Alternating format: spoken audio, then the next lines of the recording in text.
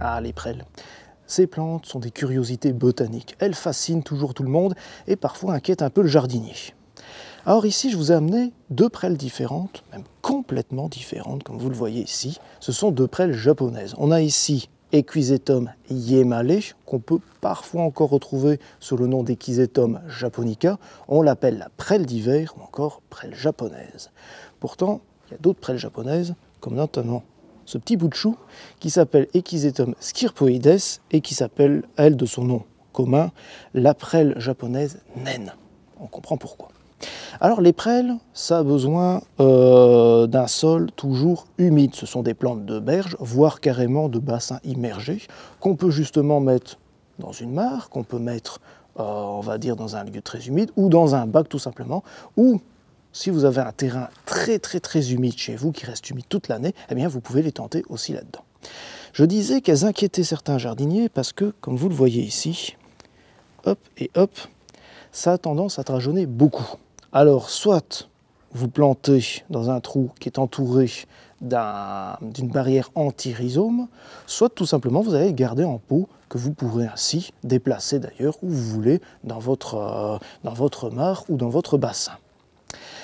C'est aussi une curiosité botanique dans le sens que ce ne sont pas des plantes à fleurs, ce sont des plantes qui se reproduisent un peu par sport. Alors je dis un peu par sport parce que leurs pièces végétales sexuées sont finalement assez peu efficaces et donc il va surtout se propager par ces drageons à l'aide de tiges stériles. Justement les tiges, on les reconnaît bien.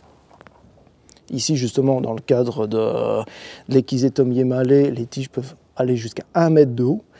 Et vous avez donc ces tiges ici et les feuilles, parce que ce sont des feuilles, c'est cette petite partie grise et noire qui est juste ici, ce sont les feuilles.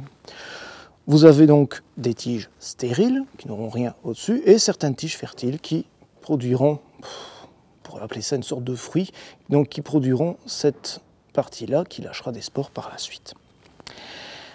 On plante ça, je vous l'ai dit, c'est une plante de berge, c'est même une plante de terrain très humide. Donc on va planter ça en endroit très humide, au soleil, à la mi-ombre, peu importe, dans une terre très riche, pour l'aider vraiment à bien pousser, et dans une terre relativement acide.